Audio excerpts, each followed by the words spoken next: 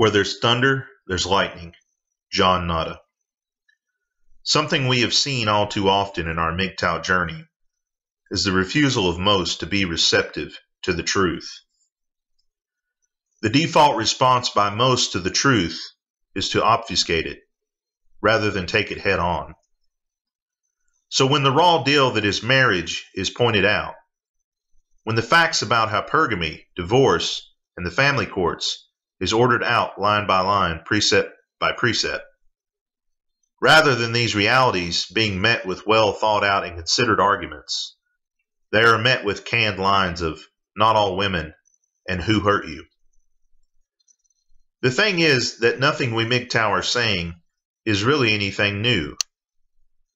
We aren't really saying anything groundbreaking. Talk to any old-timer who has been married, divorced, or both. Much of what they say and their experiences corroborate our own claims.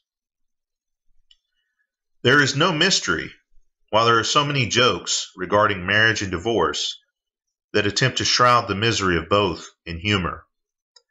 There is a reason so many old-timers have this wisdom. They have gained it through lived experience. Most Mgtow did not come to the conclusions we have overnight. None of us became red-pilled overnight. This was an incremental path. I did not go to sleep one night and wake up the next morning understanding these concepts. I saw it with my own eyes and lived it through my own experience. After enough time, it became foolish to deny the tapestry woven, which was now undeniably before me. Prior to the red pill, I could hold out hope that a woman could love me, and love me in the same way that I loved them, with the sacrificial type love. That a woman would be there for me and support me, but they cannot and they will not. For a woman to love a man, the man must serve some purpose. The woman does not love the man based on his personhood or his essence. There's no such thing as a man being loved for who he is. And that's all too true in the society. When men are being praised, it's not because of who they are at heart, what their essence is, their personhood, their spirit. It's always because they've done something for the society or for someone else. But how many commercials and television shows push the narrative that women must be loved no matter what for who they are? If you can't handle me at my worst, you don't deserve me at my best. All too often, women are seen as people, but men are simply seen as human doings rather than human beings. As a man, you have no personhood. You were not seen as a person. You were seen as mechanistic. You are a cog in the wheel. You are there to build the infrastructure. You are there to fight the battles and wars. You are there to fund the society and taxes through the fruits of your labor. Meanwhile, receiving very little, if any, benefit for your troubles. All the while being told you are the problem and you are all that ills society. Yet if genders were reversed, there would be rioting in the streets. In fact, we already see this very thing with events such as the so-called Women's March. Anything less than kissing women's asses is seen as a cause to shout and carry signs. Equality is not sought because it has already been a reality for years. Now even equality is seen as abuse. They want nothing more than preference and superiority. The red pill helps you to understand the landscape you are in. The likelihood of a shark attack is relatively small, but common sense dictates if one does not go into the water, one cannot experience a shark attack. Yet the likelihood of divorce in modern times is almost a certainty. Yet there are those who fear jumping into the ocean more than those who fear jumping into holy matrimony. And those that do jump into holy matrimony, of course, assume that divorce will never happen to them. And if you look at the statistics, it's almost a foregone conclusion. It's almost a certainty. You can almost set your watch by it. And yet there are people still pushing the narrative that marriage is a good thing for men. And yet every video that comes out and every study that comes out about how marriage is so much better for men, that men that are married are so much better off and happier than single men, it's all a crock. It's all massaging of the data and language and nuancing everything.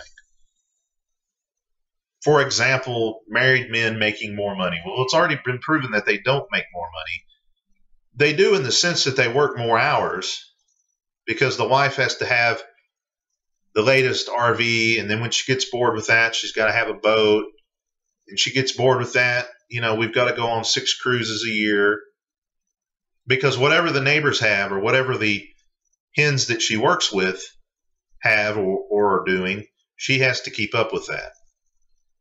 So you work more hours and, in turn earn more money, but you don't keep more of your money. It's not really your money. It ends up being her money. You end up spending most of that money anyway. There's a buddy of mine that I've talked to recently that going back to this idea that many people get married because they don't go into marriage thinking they'll ever get divorced. Nobody thinks they're going to be the one to go through a divorce. And yet I've known several people that I've gone to college with and worked different jobs with and everything else that have gone through this very thing.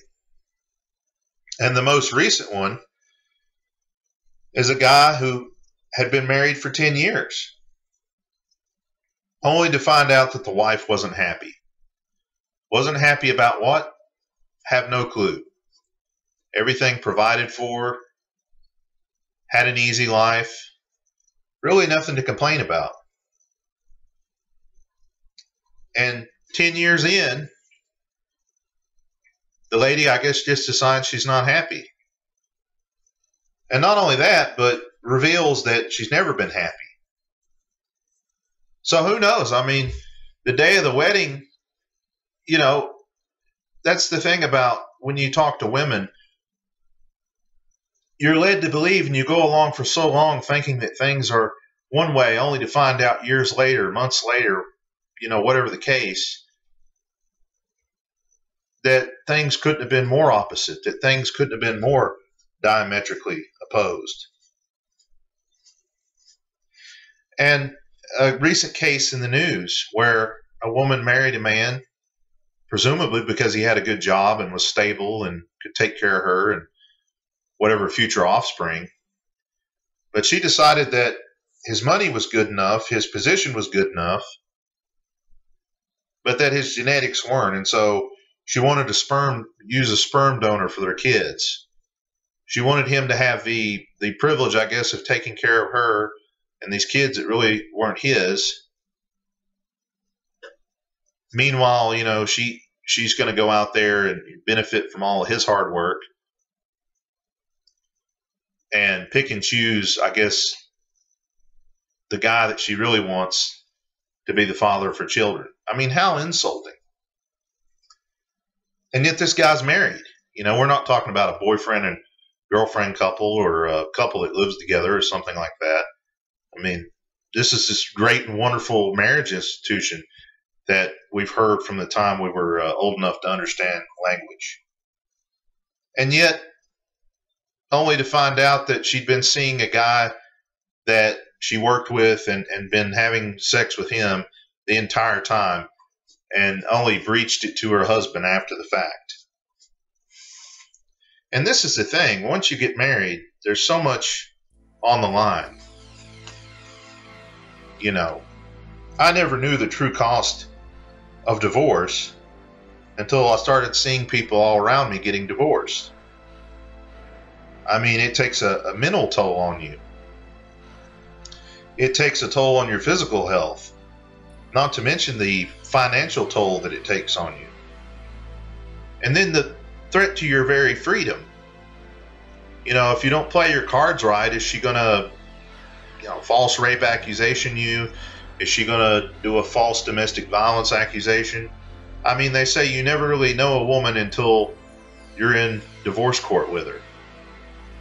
And many of them will. I mean, it's like they don't want to just divorce you. They want to destroy you. They want to leave you utterly and totally decimated. And yet people still think it's not going to be me. People still think, well, it's not going to be that bad. If it doesn't work out, we'll just get a divorce. And they have no concept of what all that really means. And then they wonder why we're going our own way. Then they wonder why we want nothing to do with any of that. Because there is no gain. There is no spoon. None of this is worth the squeeze. And with that, gentlemen, I say go your own way or don't. The choice is yours.